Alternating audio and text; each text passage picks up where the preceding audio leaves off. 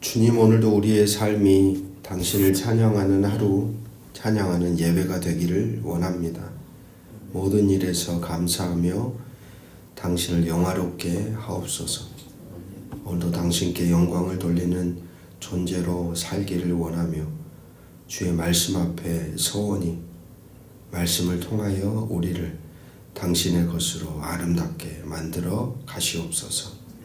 예수 그리스도 이름으로 간절히 기도합니다. 아멘. 오늘 우리에게 주시는 기록된 하나님 말씀 누가복음 13장 1절에서 21절 말씀입니다. 오늘 본문은 네 개의 단락으로 나뉘어지는데, 회개하지 않을 때 망할 것에 대한, 그리고 열매 맺지 못하는 무화과 나무, 그리고 안식일에 18년 동안 귀신 들려 앓고 꼬부라져 펴지 못하는 여인을 고치시는 사건, 그리고 마지막으로 겨자씨와 누룩을 통한 하나님 나라에 대한 비유입니다. 1절 말씀을 보면 빌라도에 의해 죽임을 당한 갈릴리 사람들에 대하여 예수님께 두어 사람이 폄하하며 말합니다. 그러자 2절에 대답하여 이르시되 너희는 이 갈릴리 사람들이 이같이 해받음으로 다른 모든 갈릴리 사람보다 죄가 더 있는 줄 아느냐. 아마 예수님의 답변을 통하여 우리는 생각할 수 있죠. 1절에서 말했던 이 사람, 두어 사람은 죽임당한 사람들은 불의하고 살아남은 자기들은 의롭다라고 생각한 겁니다. 그리고 나서 4절에 또 비슷한 맥락에서 또 실로암에서 망대가 무너져 치어 죽은 18사람이 예루살렘에 거한 다른 모든 사람보다 죄가 더 있는 줄 아느냐. 실로암 망대가 무너짐으로 죽은 18사람에 대해서도 사람들은 생각했습니다. 저들이 더 죄가 있는 사람들이었다고. 그리고 살아남은 자기들은 더 의롭다고. 망대가 무너지는 사건처럼 예기치 못한 일이 어디에 있습니까? 하나님의 뜻을 어느 누가 그 사건 속에서 말할 수 있을까요? 모든 사람들도 예외 없이 그러한 엉뚱한 죽음의 희생자가 될 수도 있습니다. 우리도 가끔 대한민국 내에서 일어났던 많은 크고 작은 사건들을 마주하면서 이렇게 말하는 그리스도인들을, 성도들을 보는 경우들이 종종 있었죠. 하나님께 죄를 지어서 벌을 받았다. 그렇게 쉽게 말할 수 없는데 안타깝게도 그렇게 바라보는 사람들이 있다는 겁니다. 사실 성경은 죄 없는 이들의 죽음, 고난에 대해 침묵합니다. 그 대신 고난을 당하고 괴로워하고 억울한 희생자들에 대해 우리가 취해야 할 자세와 태도에 대해 이야기하죠. 오늘 본문에서 예수님도 역시 망대에 치여 죽은 사람들을 인과응보식으로 해석하지 않습니다. 이러한 생각으로 다른 사람보다 자신을 의롭다고 여기고 있는 것은 아닌지 오히려 우리에게 질문하게 하죠. 누가 하나님 앞에 더 의롭습니까? 도대체 누가 하나님 앞에서 더 죄인인가요? 모두가 죄인이며 모두가 하나님의 측량할 수 없는 은혜에 기대어 그분의 백성이 되는 사람들일 뿐인데 말입니다. 그렇기에 모두에게 오늘 말씀은 회개의 요청을 합니다. 너희도 만일 회개하지 않으면 망할 거다.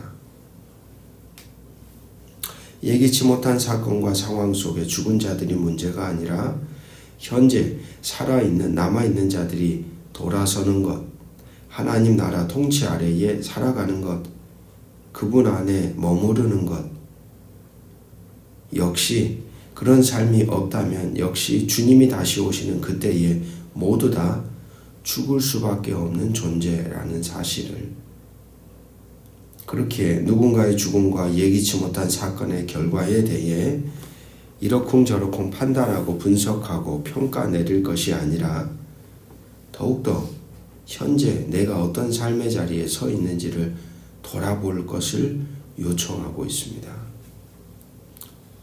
6절에 나오는 이 비유로 말씀하시는 무화과 나무, 포도원에 무화과 나무 심은 이 무화과 나무는 유대 백성들 이스라엘을 가리킵니다. 주인은 포도원 지기의 요청에 따라 열매 맺지 못하는 무화과 나무에 대하여 1년간 심판을 유보합니다. 여기서 초점은 심판을 당하지 않았다고 하여 자신들이 의인이라는 것이 아니라는 사실입니다. 한 번 더 기회를 주시는 거예요. 한 번 더 자비를 베푸시는 거예요. 역시 그런 기회를 허락하신 하나님을 기억하며 회개하는 자로 살아갈 것을 요청합니다. 7절 말씀 보시면 포도원 지기에게 이르되 내가 3년을 와서 이 무화과 나무에서 열매를 구하되 얻지 못하니 찍어버리라. 어찌 땅만 버리게 하겠느냐. 분명한 사실이 드러나죠. 심판이 유보되긴 했지만 반드시 찍어버리는 날이 있다. 반드시 심판이 온다. 그것을 기억해야 한다는 겁니다. 여러분, 오늘 우리는 어떨까요? 열매 맺지 못하는 우리에게 돌아서라는 하나님의 거룩한 부름에 우리는 어떻게 응답하고 있는가? 현재 살아가고 있다고, 현재 고난이 없다고, 그것이 오늘 우리를 의인이라고 여기는 쌓인 표시가 아님을 겸허히 받아들이고 말씀을 통하여 돌아서야 할 자리에서 돌아서서 하나님이 기대하시는 이 땅에 심어놓은 하나의 무화과 나무처럼 거룩한 열매를 맺어가는 자로 오늘 우리가 살아가도록 하나님은 부르시고 있습니다. 이어지는 단락 14절에 보면 회당장이 예수께서 안식일에 병 고치시는 것을 분내어 무리에게 이르되 일할 날이 열세가 있으니 그동안에 와서 고침을 받을 것이요 안식일에는 하지 말 것이니라. 지금 주어진 상황을 보면 회당장처럼 고쳐주시는 예수님께 분노해야 할까요? 아니면 그 오랜 시간 동안 묶여서 살았던 한 여인의 해방됨에 대해 기뻐해야 할까요? 회당장이 분노하는 이유는 날에 있습니다. 안식일에 고쳐주었다. 안식일은 여러분 어떤 날입니까? 창조의 아름다움을 회복하는 날입니다. 18년 동안이나 귀신에 붙들려 알아왔고 꼬부라져 조금도 펴지 못하는 여인을 고쳐주시는 일이 그 일이야말로 창조의 아름다움을 회복하는 것이 아니고 무엇이겠습니까? 율법의 조항에 얽매여 한 여인의 비참한 삶이 해방된 것을 기뻐하지 못하는 회당장, 바로 이 회당장이 그가 가진 믿음이 도대체 무엇인가 질문하게 됩니다. 뭔가 고장 나버린 것 같은 모습이죠. 그러면서 예수님은 그들의 민낯을, 그들의 현실을 정확하게 다시 한번 보여줍니다. 그들은 안식일에도 자기들의 가축에게 물 먹이고 구덩이에 빠진 가축을 건져냈던 사람들입니다. 이런 나쁜 사람들이 어디 있습니까? 가축보다도 못하게 여인을 취급하고 있지 않습니까? 동물에 대한 지심의 마음이 이상하게도 18년 동안 비참한 삶을 살아왔던 여인에 대해서는 움직이지가 않고 있습니다. 뭔가 고장난 게 아닌가요? 어제 수요 예배 때 말씀드렸던 것처럼 죽을 것 같은 한 사람을 보고 피하여 지나갔던 제사장도 레위인도, 그러나 보고 불쌍히 여기는 마음이 있었던 사마리아 한 여인, 한 사람. 도대체 누가 제대로 된 신앙을 가진 사람인가요? 왜 이런 상태가 되어버렸습니까? 그것은 바로 교리적 편견과 속박에 묶여 있습니다. 교리가 존재하는 이유는 사람을 살게 하려고, 하나님을 바로 이해하려고, 바로 그게 목적인데 어떻게 사람을 짐승보다 못한 존재로 여기게 되었을까? 여기서도 우리는 깨닫습니다. 잘못된 성경 읽기와 해석과 적용으로 현재 눈앞에 하나님 나라의 회복을 경험한 사람과 그 일을 행하시는 예수를 정죄하는 회당장을 혹시 우리의 모습은 아닐까? 우리도 이렇게 고장나 버리는 것은 아닐까? 깨어서 우리의 존재를 돌아보아야 할 겁니다.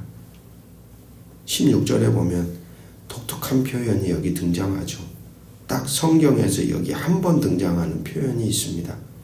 그러면 18해 동안 사탄에게 매임받은 이 아브라함의 딸을 안식일에 이 매임에서 푸는 것이 합당하지 아니하냐. 바로 그 표현이 뭐냐면 아브라함의 딸입니다. 아브라함의 딸이라는 표현은 성경에 딱 한 번 여기 나오죠. 신약 성경 안에 아브라함의 자손 내지 아브라함의 아들이라는 표현은 있지만 딸이라는 표현은 여기가 유일합니다. 아브라함의 후손으로 남성들만을 계수하던 당시 시대적 상황을 고려할 때 아브라함의 딸이라는 표현 안에는 여성도 남성도 동등한 하나님의 한 백성임을 강조하고 싶은 의도가 담겨져 있다고 볼 수 있죠. 이미 우리가 아는 것처럼 당시 여인들은 남성들의 재산의 일부로 간주되었고 심지어 남편의 결정에 의해 팔려나가기도 했습니다. 그런 맥락에서 남성과 함께 여성도 아브라함의 후손이며 하나님 나라의 기업을 이을 거룩한 아브라함의 딸이라고 누가는 반박하며 선언하는 거죠. 그 시대를 향하여. 어디 남자 여자뿐일까요? 당시에 가장 바닥의 자리에 섰던 여인들을 그렇게 대우하시고 부르신다면 오늘 지금 시대에 가장 사람 취급당하지 못한 채 비참하게 짓밟히는 우리 곁에 선 이들이 누구인지 우리는 시선을 돌려보아야 할 겁니다. 자본주의의 관점에서 무가치한 존재로 여기며 하등의 쓸모없는 자로 바라보는 물질관, 세계관에 붙들려서는 안 된다는 거죠.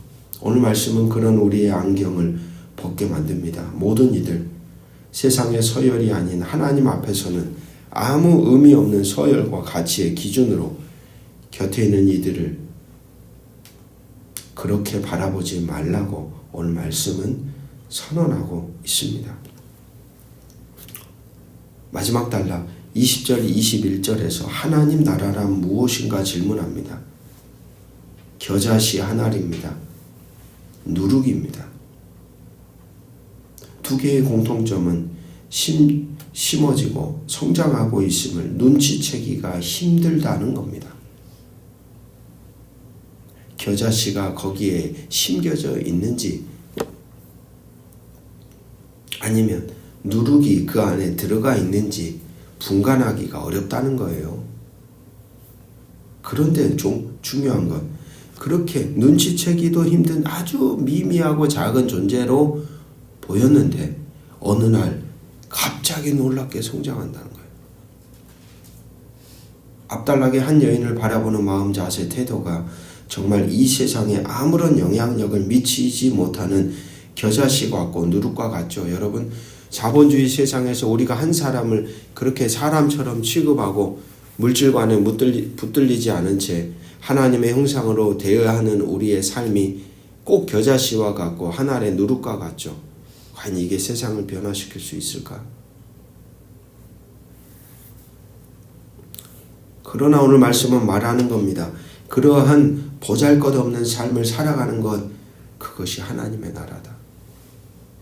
미미해 보이는 것 하나, 그러나 하나님의 뜻을 품고 살아간다면, 하나님의 말씀이 구현되는 삶을 살아간다면 그것이 곧 하나님의 나라가 될 거다. 그걸 너가 믿어야 한다. 그걸 너가 믿고 살면 좋겠다. 이렇게 이야기하는 거죠. 사랑하는 말씀의 동역자 여러분, 오늘 우리 곁에 있는 이들을 누구로 정의 내리는지, 그리고 그들을 어떻게 대하며 살아가는지, 그러한 삶이 곧 겨자씨요 누룩이며 하나님 나라는 그러한 소소한 아무것도 아닌 것처럼 보이는 하나님 말씀에 기대어 살아가는 우리의 삶을 통해 반드시 세워져 간다는 이 진리를 오늘도 우리가 붙잡고 하루를 걸어가시기를 주의 이름으로 축복합니다. 기도하겠습니다. 주님, 우리의 눈을 열어주셔 세상의 기준으로 사람을 판단하는 게 아니라 하나님의 사랑으로 모든 존재를 바라보게 하옵소서. 우리의 마음을 만져주셔서 삶 속의 가장 작은 자들에게도 주의 손길을 전하는 겨자씨 같은 믿음을 품게 하옵소서. 우리의 길을 인도하셔서 회개를 말로만이 아니라 삶의 방향을 돌이키는 실천으로 이루어가게 하시고 오늘 지금 이 순간 주께 돌아서서 그 안에서 응답하며 살아가게 하옵소서. 주님, 우리를 불쌍히 여겨주시고 여전히 열매 맺지 못한 우리의 삶을 긍휼히 여겨주시고 다시 주어진 이 하루를 헛되이 보내지 않고 당신의 나라의 열매를 맺어가는 삶을 살아가는 복된 자로 변해가도록 도와주옵소서. 오늘도 보이지 않는 곳에서 자라나는 겨자씨처럼 세상의 기준으로는 아무것도 아닌 누룩처럼 그러나 당신의 나라를 확신하며 묵묵히 겨자씨와 누룩이 되어 이 세상 어두운 한복판에서 우리의 가정과 직장과 일상과 삶의 자리에서 그 미미한 삶, 그러나 하나님께는 큰 삶, 하나님이 기뻐하시는 삶을 이루어가는 거룩한 자로 걸어가기를 소망하오니 주여 우리를 긍휼히 여겨 주시기를 예수 그리스도의 이름으로 간절히 기도합니다. 아멘.